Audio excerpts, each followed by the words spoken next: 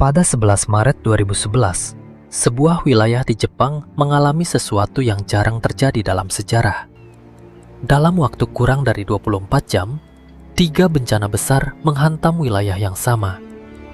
Pertama, tanah bergetar hebat akibat salah satu gempa terkuat yang pernah tercatat di dunia. Kedua, dinding air raksasa menyapu pesisir, menghancurkan kota-kota dalam hitungan menit setelah gempa. Ketiga, sebuah pembangkit listrik tenaga nuklir kehilangan kendali, memicu krisis radiasi yang mengguncang dunia. Tidak ada satupun dari ketiga bencana ini yang berdiri sendiri. Semuanya saling terhubung erat. Gempa memicu tsunami, dan tsunami itulah yang kemudian melumpuhkan sistem pendingin pembangkit nuklir tersebut. Satu peristiwa geologi tunggal mampu memicu rangkaian kegagalan yang jarang dibayangkan sebelumnya oleh siapapun. Jepang, negara dengan teknologi mitigasi bencana paling canggih di dunia, tetap tidak sepenuhnya siap menghadapinya.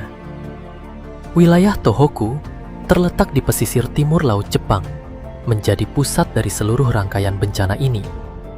Bencana ini kelak dikenal dunia sebagai salah satu tragedi paling kompleks dalam sejarah modern manusia. Kombinasi bencana alam dan kegagalan teknologi ini mengubah cara dunia memandang risiko energi nuklir selamanya. Inilah kisah tentang kota yang hancur 3 kali dalam satu hari yang sama. Pada pukul 2:46 siang, dasar laut di lepas pantai Tohoku bergetar hebat. Magnitudo gempa ini tercatat mencapai 9,0 sampai 9,1 skala Richter, salah satu yang terkuat pernah tercatat. Pusat gempa berada di zona subduksi, tempat lempeng Pasifik menghujam di bawah lempeng Amerika Utara. Proses robekan di sepanjang zona ini berlangsung sekitar 6 menit, jauh lebih lama dari gempa biasa. Getaran gempa ini begitu kuat hingga menggeser sumbu rotasi bumi beberapa sentimeter dari posisi normal. Pulau utama Jepang bahkan bergeser sekitar 2 meter lebih dekat ke arah Amerika Utara. Guncangan terasa hingga wilayah yang sangat jauh dari pusat gempa, termasuk ibu kota Tokyo. Sistem peringatan dini Jepang, salah satu yang tercanggih di dunia, berhasil mendeteksi gempa dalam hitungan detik. Peringatan ini memberi warga beberapa puluh detik untuk berlindung sebelum guncangan utama benar-benar terasa. Namun peringatan itu tidak cukup untuk mempersiapkan warga menghadapi ancaman yang jauh lebih besar berikutnya. Di lepas pantai, dasar laut yang terangkat tiba-tiba mendorong volume air laut dalam jumlah sangat besar. Pergerakan inilah yang segera memicu gelombang tsunami raksasa menuju garis pantai Jepang. Berbeda dengan gempa Aceh 2004, kali ini Jepang sudah memiliki jaringan sensor tsunami yang sangat lengkap. Namun kelengkapan sistem peringatan tidak selalu berarti waktu evakuasi yang cukup bagi warga pesisir. Gelombang pertama diperkirakan tiba hanya sekitar 10 menit setelah peringatan resmi pertama kali dikeluarkan. Sistem penyiaran darurat langsung menyebar lewat televisi, radio, dan pesan darurat ke ponsel warga secara serentak. Sekolah-sekolah, kantor, dan fasilitas umum segera menghentikan aktivitas dan mengarahkan warga menuju titik evakuasi terdekat. Dalam waktu kurang dari 30 menit, gelombang tsunami pertama mencapai garis pantai Tohoku. Di beberapa lokasi, tinggi gelombang diperkirakan mencapai lebih dari 40 meter di atas permukaan laut normal. Kota-kota pesisir seperti Sendai, Ishinomaki, dan Rikuzen Takata menjadi wilayah paling parah terdampak gelombang ini. Jepang sebenarnya memiliki tanggul laut raksasa yang dibangun khusus untuk melindungi kota dari tsunami. Namun tanggul-tanggul ini dirancang berdasarkan perkiraan tsunami masa lalu yang jauh lebih rendah dari kenyataan. Gelombang kali ini jauh melampaui tinggi tanggul, menerjang masuk ke kota-kota yang seharusnya terlindungi.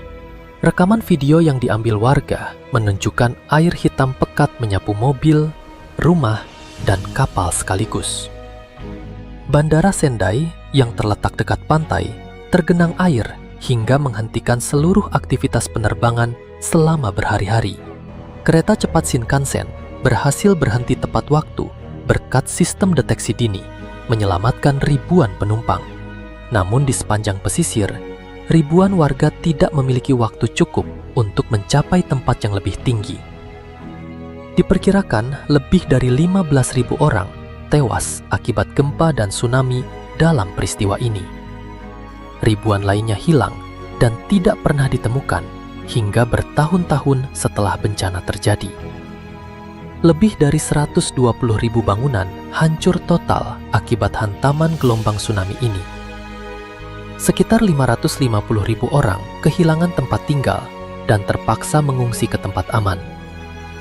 Pelabuhan-pelabuhan penting di sepanjang pesisir Tohoku lumpuh total, melumpuhkan aktivitas ekonomi wilayah tersebut selama berbulan-bulan. Sejumlah pembangkit listrik lain di sepanjang pesisir juga mengalami kerusakan, meski tidak seberat yang terjadi di Fukushima. Pertanian dan perikanan, tulang punggung ekonomi wilayah pesisir ini, membutuhkan waktu bertahun-tahun untuk pulih sepenuhnya. Sekitar 40 km dari pusat gempa, pembangkit listrik tenaga nuklir Fukushima Daiichi mulai menghadapi masalah serius. Gempa itu sendiri secara otomatis mematikan reaktor sesuai prosedur keselamatan standar yang telah dirancang sebelumnya. Namun gelombang tsunami setinggi hampir 15 meter menerjang fasilitas ini tidak lama kemudian. Tanggul pelindung pembangkit ini hanya dirancang menahan gelombang setinggi sekitar 5,5 meter saja. Air laut membanjiri generator diesel cadangan yang seharusnya menjaga sistem pendingin reaktor tetap berfungsi. Tanpa listrik untuk mendinginkan bahan bakar nuklir, suhu di dalam reaktor mulai naik dengan cepat. Dalam beberapa hari berikutnya, 3 dari 6 reaktor pembangkit ini mengalami kebocoran radiasi bertahap.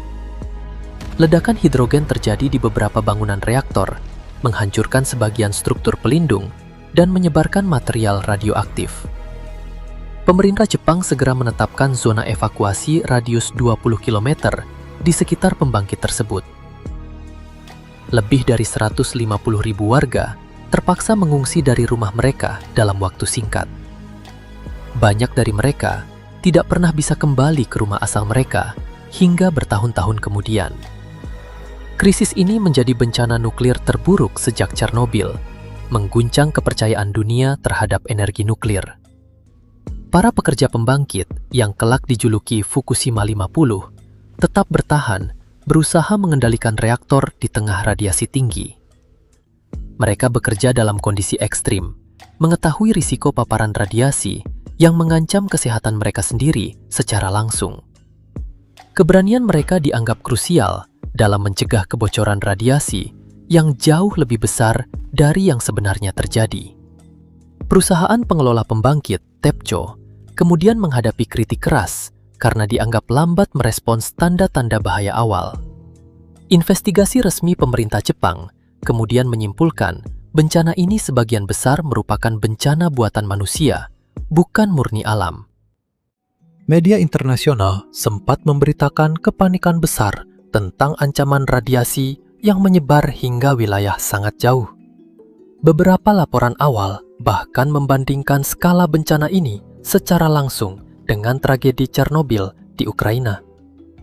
Namun, penelitian ilmiah jangka panjang menunjukkan tingkat radiasi di luar zona evakuasi relatif jauh lebih rendah. Organisasi Kesehatan Dunia menyimpulkan risiko kanker akibat radiasi bagi penduduk umum di luar zona meningkat sangat kecil. Hingga hari ini, tidak ada kematian yang secara resmi dikaitkan langsung dengan paparan radiasi akut.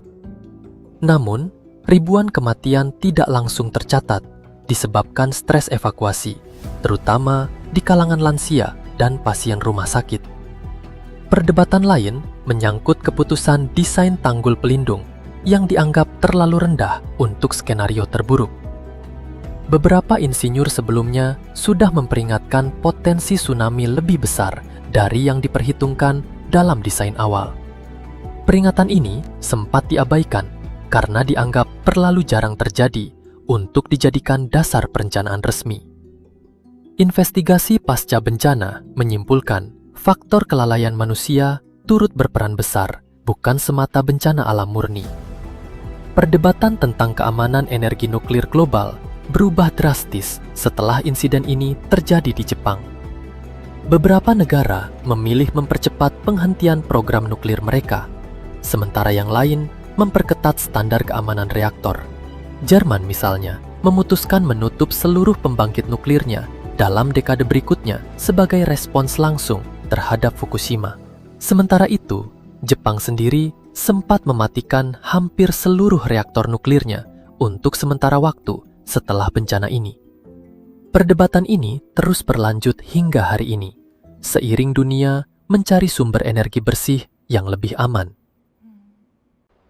Lebih dari 1 dekade setelah bencana, sebagian besar kota pesisir Tohoku telah dibangun kembali secara bertahap.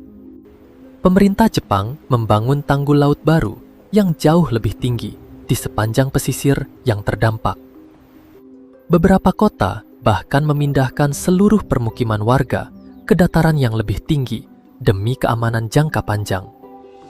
Zona eksklusi di sekitar Fukushima perlahan dibuka kembali setelah tingkat radiasi dinyatakan aman oleh otoritas. Meski begitu, sebagian besar warga asli memilih tidak kembali, membangun kehidupan baru di tempat lain. Proses dekomisioning pembangkit Fukushima Daiichi diperkirakan membutuhkan waktu puluhan tahun untuk benar-benar selesai sepenuhnya. Air limbah yang telah diolah dari pembangkit ini mulai dibuang secara bertahap ke laut sejak 2023. Keputusan ini memicu kontroversi internasional, terutama dari negara-negara tetangga yang mengkhawatirkan dampak lingkungan jangka panjang. Bencana Tohoku mengajarkan dunia bahwa infrastruktur paling canggih sekalipun tetap bisa dikalahkan oleh alam. Sistem peringatan dini Jepang, meski sudah sangat maju, tidak mampu memperhitungkan skala tsunami sebesar itu. Setiap tahun, warga Jepang memperingati tanggal 11 Maret dengan mengheningkan cipta pada waktu gempa terjadi. Kota yang hancur 3 kali dalam 1 hari itu kini berdiri kembali, membawa pelajaran bagi seluruh dunia. Museum dan monumen peringatan didirikan di beberapa titik pesisir, menjaga ingatan generasi mendatang tentang tragedi ini. Kisah tentang gempa, tsunami, dan krisis nuklir yang terjadi berurutan tetap menjadi pengingat penting hingga sekarang. Bahwa bencana modern seringkali tidak berdiri sendiri, melainkan saling memicu satu dengan yang lainnya. Ketahanan sebuah negara diuji bukan hanya saat bencana pertama tiba, melainkan saat menghadapi rangkaian krisis susulan.